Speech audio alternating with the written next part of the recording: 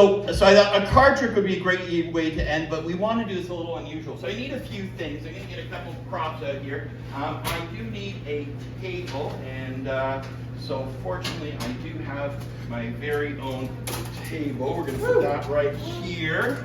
Excellent. If you were impressed by that, holy cow. Somebody went, whoa! Oh yeah, all right. Settle down there, Sparky. Okay. Next we need something to put some cards into, so we're going to do that right there. I'm going to need, this is a prediction effect, so I'm going to pull out a prediction. Now I'm not going to let our lovely assistant see that yet, so I'm going to put it somewhere. There we go. All right, and then I need a deck of, everybody's throwing their cards. You know what, here, what we'll do is I'll just take those and we'll just use those. Okay, now. So, we have a deck of cards. Now, normally, when a magician does a card trick for muggles or lay people, there's a lot of ways to force cards on people. What I want to do is, I got Jason up here, he does not know what we're going to do, but the notion is that this is a trick that should fool other magicians, because there is absolutely no way for me to force a card. Jason, you're very familiar with cards. I want you to take a look at those cards, give them a good shuffle. This is literally a professional magician. No, he is. He's been fantastic. 2025 is the year he goes full time. We're very excited for that. He's working hard. Okay, would you agree that those are shuffled? Yes. Okay, Jason, I want you to take the piles and put them half in one hand, half in another hand. Just divide them into two relatively equal piles. And no, your hands. Oh. I'm not even going to touch the cards. Now, for the magicians, that's what's going to throw you. There is no handling of the cards by me. What I would like you to do, Kisa, Kisa, you're going to pick whichever pile you want him to throw in the hat. Whichever one you want, you just tell him. That one, throw those in. All right. Jason, go ahead and shuffle those cards up. Give him a good shuffle. So to be very clear, I have no hands on this deck. Jason is confirmed, and Jason has not been included in this trick in any way.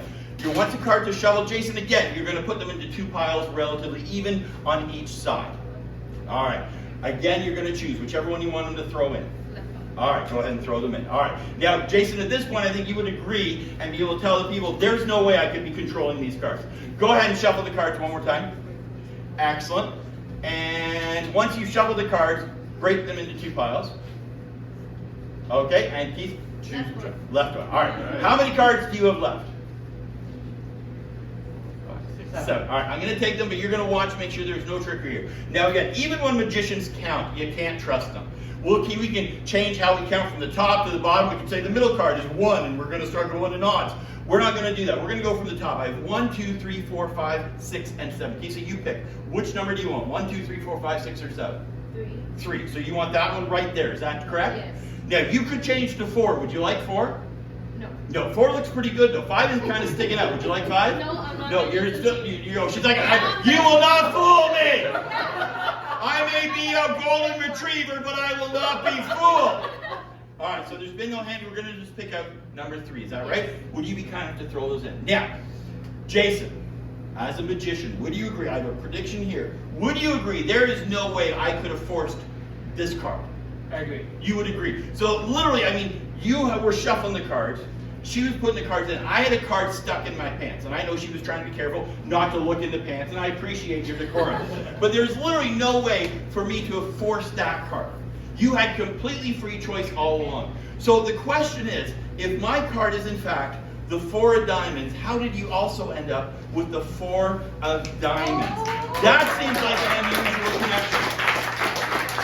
That was good. So you get to stay